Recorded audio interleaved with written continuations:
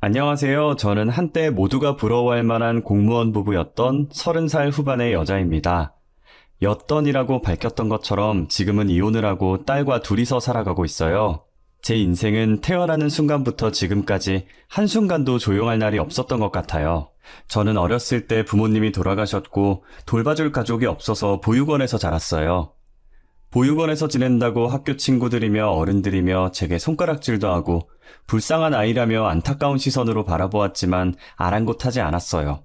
저는 공부만이 살 길이라고 생각했고 그때부터 공부를 죽어라 열심히 했어요. 우리 다현이는 나중에 뭐 하려고 이렇게 공부를 열심히 해?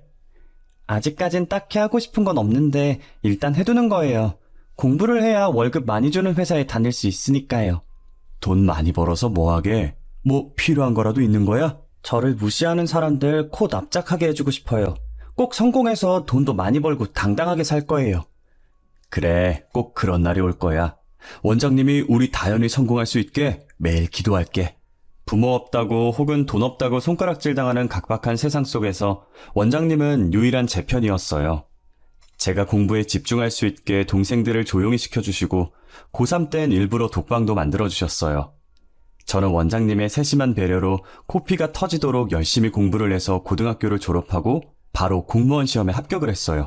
원장님, 저 공무원 시험 합격했어요. 공무원 시험 어렵다던데 어떻게 한 번에 합격을 한 거야? 하긴 너 공부하는 거 보면 독하긴 하더라. 진짜 너무 잘 됐다. 그동안 감사했어요, 원장님. 제가 종종 찾아올게요. 항상 건강하세요. 그리고 어디 가지 마시고 여기에 계셔야 돼요. 당연하지. 내가 갈 데가 어디 있어. 죽을 때도 여기서 죽을 거야. 저는 보육원을 떠나기 전 원장님과 마지막 포옹을 하고 시원섭섭한 마음으로 보육원을 나왔어요. 제가 평일에 공부하고 주말에 아르바이트를 하면서 모은 돈으로 조그만 방을 구했어요. 얼마 안 되는 돈이라 집은 구할 수 없었고 당분간 찜질방에서 지내야 하나 했는데 운 좋게 좋은 집주인을 만났어요. 집주인은 제 사정을 듣더니 짠했는지 보증금을 많이 깎아주셨어요. 공무원 시험 합격 후 주민센터에서 일하면서 악착같이 돈을 모으기 시작했어요. 직원들은 결혼하려고 돈 모으는 거냐고 물어봤지만 저는 결혼을 생각할 여유가 없었어요. 결혼할 여유는 무슨 연애할 여유조차 없어서 당시 한 번도 연애를 해본 적이 없었어요. 제가 이번 생에 연애를 할 것이라는 상상조차 하지 않았어요. 그런데 집신도 짝이 있다는 말이 있듯이 저한테도 맞는 짝이 있었나 봐요. 그것도 제가 일하고 있는 주민센터에서 말이에요. 맞아요. 저는 같이 일하는 동료와 눈이 맞아 결혼을 했어요. 여기 커피요. 혼자 뭘 그렇게 바쁘게 일해요. 누가 보면 여기 일은 다현 씨가 다 하는 줄 알겠어요. 쉬엄쉬엄 해요. 직원들 쉴 때 같이 쉬고 일할 때 같이 일하자고요. 커피 감사합니다. 그냥 쉬면 안 될 것 같다는 느낌이 들어서요. 사람들이 그러잖아요. 공무원들은 놀 것 다 놀면서 쉽게 돈 받는다고. 그래서 다들 공무원 하려고 난리인데. 그러니까 다현 씨도 저희 쉴 때 좀 쉬세요. 남편은 매번 직원들이 쉴 때 제게 와서 커피를 건네주곤 했어요. 항상 같이 쉬자면서 제가 하던 것들을 다 내려놓게 하고 빈손에 커피를 쥐어주었어요. 저한테 남편은 제 손에 들려있는 따뜻한 커피 같은 존재였습니다.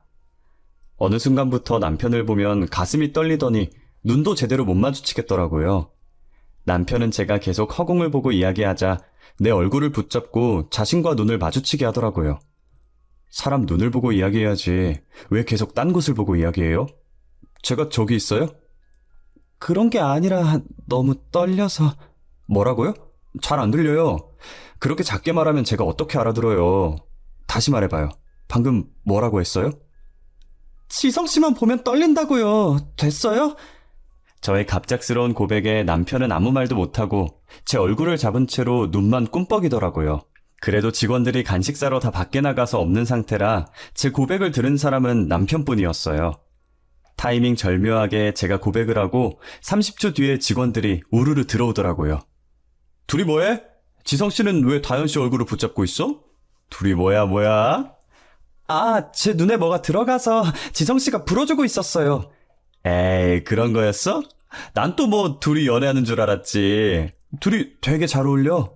맞아요. 두 분 진짜 잘 어울리세요. 가끔 직원들끼리 두 분 사귀었으면 좋겠다고 얘기하고 그랬는데.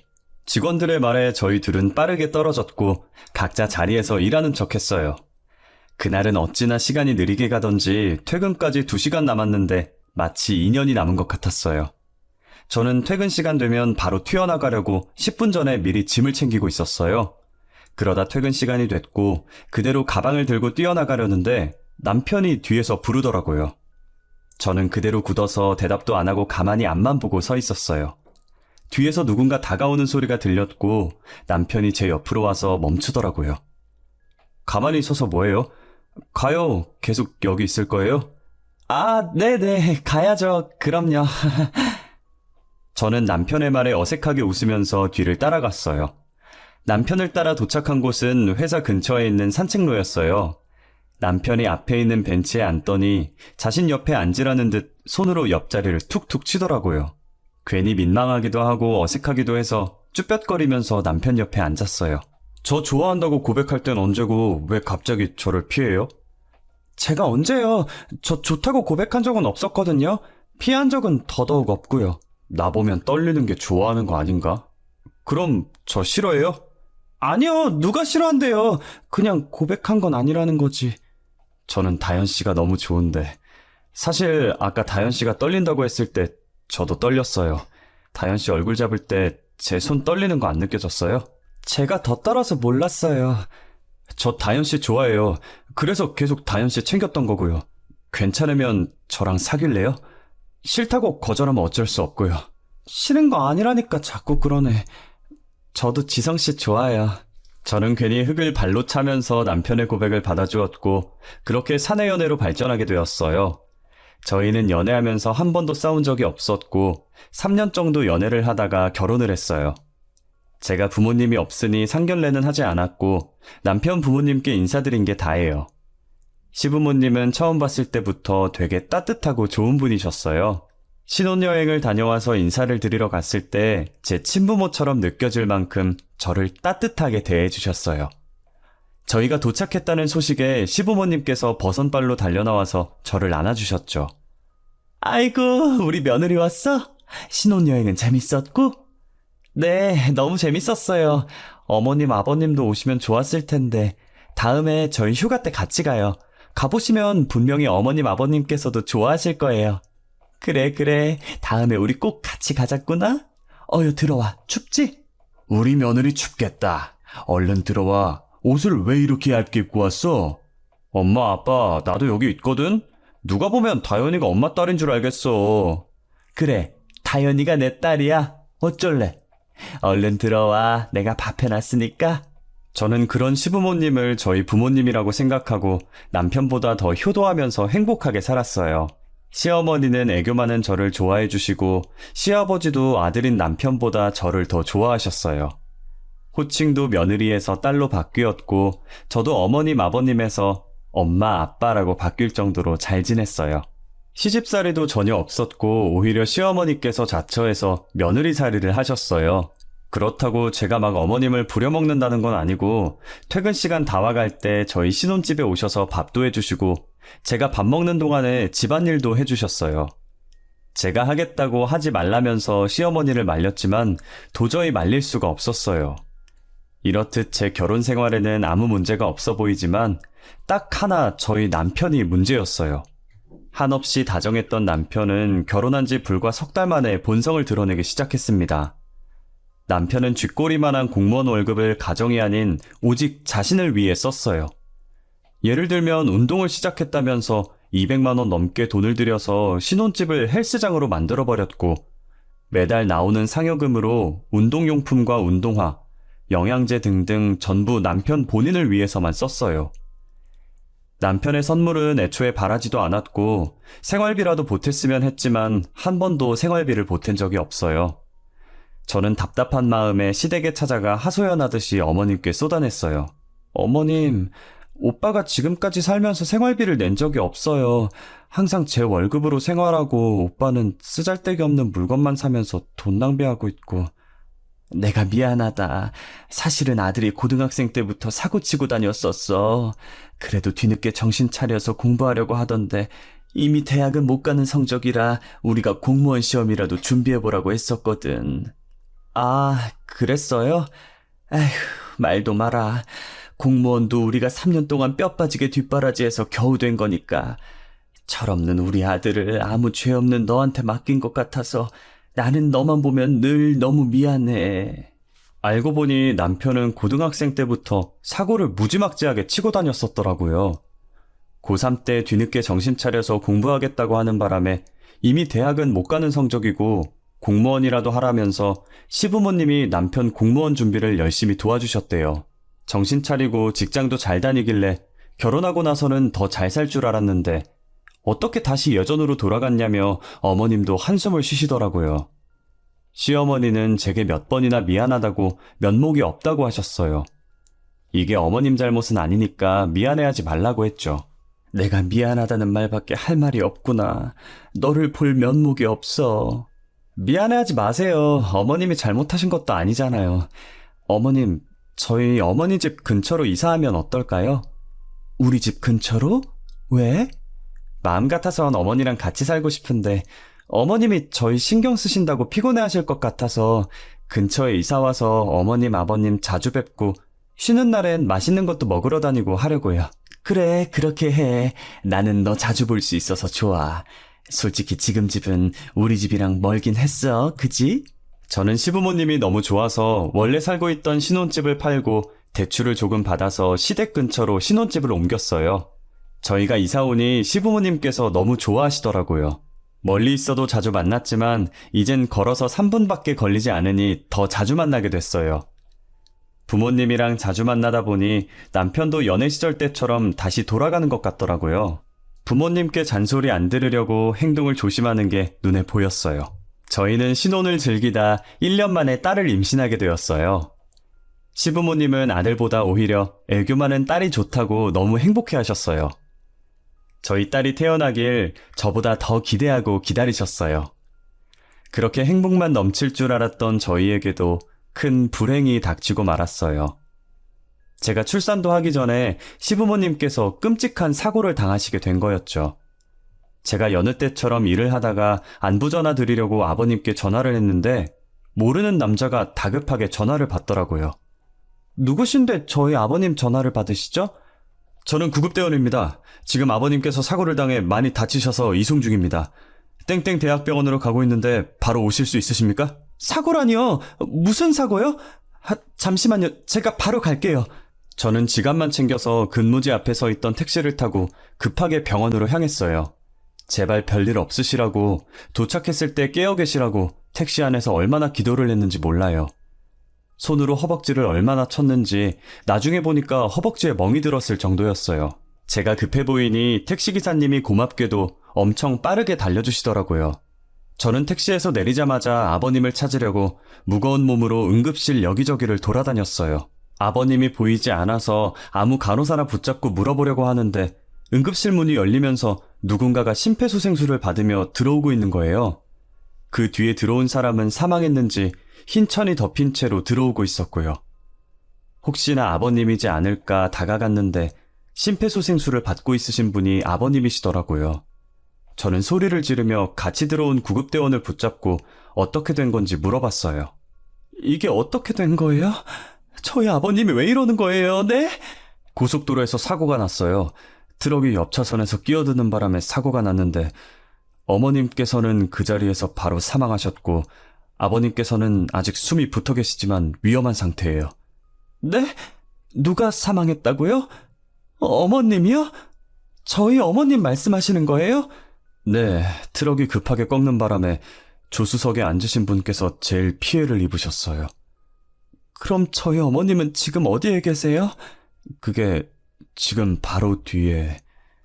아까 심폐소생술을 받으며 들어오던 아버님 뒤에 흰천이 덮인 채로 들어온 침대 하나가 있었잖아요. 그 침대에 누워 계시던 분이 바로 저희 어머님이셨어요. 저는 떨리는 손으로 흰천을 걷어서 얼굴을 확인했는데 저희 어머님이 맞으시더라고요. 어머님이라는 걸 확인하자마자 남편이 뛰어왔고 저는 그대로 기절을 했어요. 깨어났을 때 바로 어머님 장례식에 가려고 했지만 안정을 취하지 않으면 뱃속에 아이까지 잘못될 수도 있다는 의사의 말에 어머님 장례식을 지켜드리지도 못했어요. 저는 일주일 정도 안정을 취한 다음 시아버지를 뵈러 갔는데 시아버지는 수술을 했지만 식물인간이 되어 움직이지를 못하시더라고요. 저는 어차피 딸 출산일까지 얼마 남지 않아서 미리 육아휴직을 썼고 식물인간이 된 시아버지를 병간호해드렸어요. 한 달 후 제가 딸을 낳고도 아버님은 여전히 일어설 가망이 없어 보였어요. 그렇게 한 달이 반년이 되었고 반년이 1년이 되었어요. 이제 그만해. 당신 그만큼 했으면 됐어. 이 정도 했는데도 못 깨어나시는 거면 영영 못 깨어나시는 거야. 무슨 말을 그렇게 해. 당신 낳아주신 분 아니야? 당신은 그런 말 하면 안 되는 거 아니냐고. 자식이니까 이런 말 할 수 있는 거야. 그러니까 이제 그만 포기해. 저는 시아버지와 함께한 시간이 고작 1년밖에 안 됐지만 친부모만큼이나 잘해줬던 시부모님을 도저히 포기할 수가 없었어요. 제 친부모처럼 따뜻하게 대해주셨던 분을 또 잃고 나니 세상에 저 혼자 남는 기분이었어요. 그나마 숨이 붙어있는 시아버지라도 잃고 싶지 않았던 저는 임산부의 몸으로 아버님을 간호했었습니다. 공무원 육아휴직 3년을 전부 써서 딸도 키우고 시아버지 병간호도 병행했었죠. 하지만 3년이 지나도 시아버지는 깨어날 기미가 보이지 않았고 저는 다른 근무지로 복직해서 딸을 키우며 시아버지를 케어하고 있었어요. 그렇게 끔찍한 사고로부터 5년이 지났고 결국 시아버지는 식물인간에서 깨어나지 못하고 돌아가셨어요. 시아버지가 돌아가시던 그날 제 세상이 무너진 것 같은 기분이 들었어요. 무슨 정신으로 장례식을 치렀는지 모르겠어요. 지금도 그때 생각해보라고 하면 기억이 통째로 날아가고 없어요. 장례식을 치르고 나서 정말 어이없는 일이 일어나서 그 일 때문에 더 기억을 못하는 것 같기도 해요. 남편은 장례식을 마치고 집에 돌아오자마자 안방에 들어갔다 나오더니 제 얼굴에 종이를 던지더라고요. 주울 기력도 없어서 떨어진 종이를 내려다보니 합의이혼서라는 5글자가 떡하니 적혀 있는 거예요. 합의이혼서? 이게 뭐야? 이걸 갑자기 나한테 왜 던져? 그것도 얼굴에. 적힌 그대로야, 합의이혼서. 우리 이혼하자. 이미 내 인적사항은 다 적어놨어. 당신 거만 적으면 돼. 갑자기 이혼이라니? 내가 당신이랑 왜 이혼을 해야 하는데? 나 잘못한 거 없어. 네가 잘못한 건 없지. 근데 더 이상 너랑 살기 싫더라고. 그냥 너가 싫어졌어. 같은 공간에 있는 것도 한 공간에서 같은 공기를 공유하는 것도 싫다고. 뭐? 아니 그게 무슨...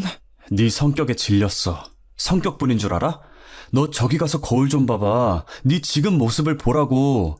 너 뚱뚱하고 자기관리 안 하는 사람이라 너무 싫어. 남편은 혐오스럽다는 표정으로 저를 보면서 제 가슴에 비수를 마구 꽂았어요. 시아버지 돌아가시기 전까지만 해도 잘해줬던 사람이 돌아가시고 나니까 태도가 돌변해서 제게 이혼하자고 하는데 너무 화가 났어요. 너는 자기 관리를 그렇게 잘해서 똥배가 튀어나왔니? 너 어디 가서 웃지 마. 턱 두게 되니까. 누가 누구한테 자기 관리를 안 한대? 나 너랑 이혼 안 해. 아니? 못 해줘. 괘씸해서 이혼 못 해준다고. 야, 너 말 다 했어? 뭐가 어쩌고 어째? 아직 할 말 더 남았다 어쩔래? 너 노안이라 50대로 보여. 내 친구가 전에 그러더라. 시아버지랑 장 보러 왔냐고. 그러니까 너나 관리해. 그리고 내 집에서 나가줄래? 이 집 내가 산 거거든? 저는 소리를 지르면서 합의이혼서를 남편이 보는 앞에서 찢어버렸어요. 남편이 저한테 했던 것처럼 똑같이 찢은 종이를 남편 얼굴에 던졌어요. 그리고 당장 내 집에서 나가라면서 남편을 집 밖으로 내쫓았습니다. 근무지가 달라서 남편 볼 일이 없으니 뒷일 생각 안 하고 막 질렀던 것 같아요. 그러다 며칠 뒤 옛날에 같이 일하던 동료 직원한테 오랜만에 연락이 온 거예요. 지금 자신이 저희 남편과 같은 주민센터에서 일하고 있다면서요. 다연아 잘 지내? 육아휴직 썼다가 복직했다며? 나도 육아휴직 1년 쓰고 복직했는데. 아 진짜? 둘째 안 낳을 거라고 하더니 결국 낳은 거야? 근데 다연아 내가 왜 전화했냐면 이번에 내가 복직한 주민센터에 너네 남편이 있더라? 근데 너네 남편이랑 막내 여직원이 조금 이상해서 말이야. 왜? 무슨 얘긴데 그래? 말해봐. 아무래도 너네 남편이랑 막내 여직원 사이에 뭔가 있는 것 같아. 단둘이 대화하는 걸 우연히 들었는데 사이가 너무 좋아서 불륜같이 느껴지는 거 있지? 뭐? 확실해? 이미 내가 여기로 발령 오기 전부터 센터 내에서 둘이 사귄다는 소문이 돌았었대. 나도 이건 다른 직원들한테 들은 얘기라 확실하진 않아. 좀 더 알아봐야 할 것 같아. 소정아, 미안한데 내가 부탁 좀 할게. 혹시나 둘 사이에 이상한 낌새가 느껴지면 바로 나한테 연락 좀 줘. 진짜 미안해. 동료에게 부탁하고 얼마 지나지 않아 두 사람이 내연 사이가 확실하다는 연락을 받았어요. 알고 보니 남편의 시아버지가 돌아가시길 기다리면서 그동안 저 몰래 바람을 피고 있었더라고요. 몰래 막내 여직원이랑 만나다가 시아버지가 돌아가시자 그 여자와 같이 살려고 저한테 이혼을 요구한 것이었죠. 내가 둘이 이야기하는 거 똑똑히 들었어. 막내가 너네 남편한테 왜 이혼 안 하냐고, 아버지 돌아가시면 자기랑 산다고 하지 않았냐면서 빨리 이혼하라고 하더라. 어쩐지 장례식 마치자마자 내 얼굴에 이혼서를 던지더니 뒤에서 구린짓 한다고 그랬던 거구만. 소정아, 나 부탁 하나만 더 해도 될까? 어떤 건데? 말만 해. 내가 할 수 있는 건 다 해줄게. 직장 내에서 둘이 구린짓 하는 게 보이면 증거 좀 모아줘. 합의 이혼? 웃겨. 이혼 소송에다가 상간녀 소송에다가 할 수 있는 소송 다 할 거야. 옛 동료 직원은 전 남자친구가 바람핀 전적이 있어서 이런 거 절대 봐주면 안 된다고 자신의 일처럼 열심히 증거를 모아줬어요. 저는 옛 동료 직원의 도움으로 둘의 불륜행각 증거를 모을 수 있었어요. 시아버지 간호하는 내내 남편은 조강지처를 버리고 바람을 폈다는 사실을 제가 안 이상 가만히 두고 볼 수가 없었어요. 저는 남편이 불륜을 저질렀다는 증거들을 들고 변호사 사무실을 찾아갔어요. 이 정도 증거로는 어떤 고소가 가능한 거죠? 할 수 있는 고소는 다 할 거예요. 남편이랑 상간녀가 공무원이라고요? 두 사람 다 공무원 품위유지 위반으로 행정소송 걸 수 있겠고요. 민사소송으로 남편에겐 이혼소송, 상간녀에겐 상간녀 소송 걸 수 있겠네요. 그럼 그렇게 해주세요. 할 수 있는 건 다 해주세요, 변호사님. 이 정도 증거면 충분하긴 하지만 혹시 모르니까 이걸 증명할 증인은 있으세요? 당연하죠. 증인 있어요. 옛 동료가 남편이 일하고 있던 주민센터 여직원들에게 상황을 설명했고 평소 둘을 안 좋게 보던 여직원들은 본인 일처럼 친히 증인으로 나서줬어요. 둘이 매번 노닥거리느라 일도 열심히 안 했었던지 센터 내 대부분의 직원들이 전부 혀를 끌끌 차며 저를 응원해 주셨어요. 다행히 여직원들의 증언이 불륜 사실을 뒷받침할 증거로 정상 참작되었고 결국 남편과 상간녀는 중징계로 공무원에서 파면됐어요. 그리고 남편과 길고 긴 이혼 소송 끝에 위자료와 양육비를 받으며 이혼하게 되었습니다. 괘씸한 전 남편은 이혼 후 단 한 번도 딸을 보러 오지 않았고 연락조차 하지 않았어요. 지금 생각해보면 차라리 아무 연락도 없는 편이 제게는 더 나았던 것 같아요. 저는 딸아이가 유치원에 입학할 때쯤 시부모님이 살던 시골주택에 들렸어요. 예전에 시어머니께서 살아계실 때 딸아이가 크면 쓰라고 주신 옛날 피아노가 있었는데 갑자기 그 피아노가 기억이 나서 보러 간 거였거든요. 딸이 피아노를 보고 좋아서 방방 뛰다가 실수로 피아노 의자를 넘어뜨렸는데 거기서 시어머니께서 제게 쓴 자필 편지가 있는 거예요. 다연아, 못난 우리한테 와줘서 너무 고마워. 만약에 우리가 잘못돼서 세상에 없거든 너가 이 집에서 살아줬으면 한다. 소중한 내 딸, 항상 고맙고 미안하다. 시어머니는 시골집을 제게 상속하겠다는 유언장과 함께 공정증서를 남겨두셨어요. 사람 목숨이라는 게 언제 갑자기 죽을지 모르는 것이니 어머님께서 미리 남겨두신 것 같았어요. 저는 변호사를 만나 고인이 되신 시어머니의 명의로 된 시골집을 상속받을 준비를 했어요. 저희 어머님께서 돌아가셨는데 이렇게 유언장이랑 공정증서를 남겨놓고 돌아가셨어요. 어머님 유언장처럼 제가 어머님의 집을 상속받을 수 있나요? 보통은 며느리가 상속을 받기 힘들어요. 하지만 시아버지를 끝까지 병간호한 것으로 기여받을 수 있긴 해요. 제가 서류 정리해서 가정법원에 제출해 보도록 하겠습니다. 저는 변호사가 하라는 대로 필요한 서류들을 발급받아서 제출했어요. 그 뒤로는 변호사께서 알아서 하신다고 하셔서 가만히 기다리고 있었죠. 그런데 어떻게 알았는지 전 남편이 돈 냄새를 맡고 제게 연락을 했더라고요. 너 우리 엄마 집 상속받아? 네가 왜 우리 엄마 집을 상속받는데? 우리 엄마랑 피도 안 섞인 남주제 왜 네가 받냐고. 그럼 네가 받아야 되니? 양심이라는 게 조금이라도 있으면 이런 말 하면 안 되지. 네 가슴에 손 얹고 생각해봐. 그동안 시부모님한테 네가 어떻게 했는지. 내가 뭘 어쨌는데. 나 아무것도 안 했어. 아무것도 안 한 게 죄야. 살아생전 부모한테 효도 한 번 안 했으면서 어디서 재산 받아갈 생각을 해. 너 다시는 나한테 연락하지 마. 알겠어? 저는 혼자서 시아버지 병간호한 것이 인정되어 어머님이 남기신 시골집을 상속받을 수 있었어요. 하지만 전 남편은 이 판결을 인정하지 못하겠는지 제게 유류분 반환 청구 소송을 걸었더라고요. 다행히 1심과 2심 전부 시어머니가 돌아가신 지 5년도 더 넘어서 남편이 패소를 했고 현재 저는 넓은 시골집에 이사와서 딸과 함께 살고 있어요. 그런데 요즘 따라 제게 모르는 번호로 계속 연락이 오는 거예요. 혹시나 남편일까 싶어서 안 받으려다가 고민 끝에 받아보면 죄다 부동산 직원들이더라고요. 안녕하세요. 하늘부동산입니다. 혹시 이다연 씨 맞으실까요? 네, 제가 이다연인데 부동산에선 어쩐 일로 저한테 연락을 주신 거죠? 다름이 아니라 이다연 씨가 현재 살고 계신 집 주변에 재개발이 돼서 땅값이 많이 올랐어요. 다른 사람들이 돈을 조금 더 얹어서 이다연 씨 집을 사고 싶다고 하는데 혹시 파실 생각 있으신가요? 그래요? 아니요, 저는 팔 생각 없습니다. 이거 정말 좋은 기회거든요. 이다연 씨 집 위치가 너무 좋아서 현재 땅값에서 30%더 얹어주시겠다고 하시는데 정말 생각 없으세요? 이거 놓치면 언제 또 기회가 올지 몰라요. 저는 얼마를 더 얹어주든 팔 생각 없어요. 그럼 이만 끊겠습니다. 부동산에서 계속 집 팔라고 연락이 왔지만 시어머니께서 제게 유언으로 딸아이와 살라고 하셨기 때문에 저는 시어머니 유언대로 절대 팔지 않고 딸이 어른 될 때까지 여기서 살 예정이에요. 제가 죽는 순간에도 어머니 집에서 눈 감을 생각입니다. 다행히 딸이 치료를 열심히 받은 덕분에 지금은 자폐증이 그리 심해지지 않았어요. 아무래도 자폐증은 완치가 없다 보니 다른 아이들과는 확실히 달랐어요. 그래서 유치원에 보내면서 걱정을 많이 했는데 제 걱정과 달리 순박한 시골 아이들이 저희 딸을 잘 챙겨주더라고요. 아이들에게 너무 고마워서 가끔 저희 집에 초대해서 맛있는 것도 많이 해주고 있어요. 저는 앞으로 저희 딸을 위해서 살려고 해요. 제게 가족이자 1호 보물은 딸이에요. 늘 지금처럼 건강하게만 자라주었으면 좋겠네요.